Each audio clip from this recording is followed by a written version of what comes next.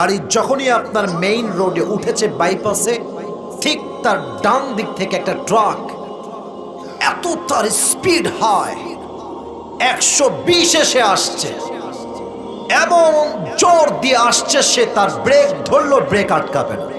আপনিও উঠেছেন, ট্রাকটাও এসেছে, একসঙ্গে একটা বিশাল সংঘর্ষ।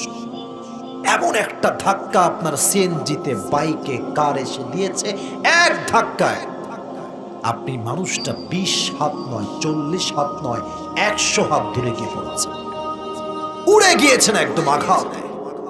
আপনার যে হেড, কপাল, এই পুরো হেডের এরিয়াটা সোজা গিয়ে রাস্তার যে পিচ ঢালাও করা আছে, শক্ত শক্ত পাথরের মতো শক্ত পিচ, ওখানে গিয়ে মাথাটা ঠাস করে লাগছে।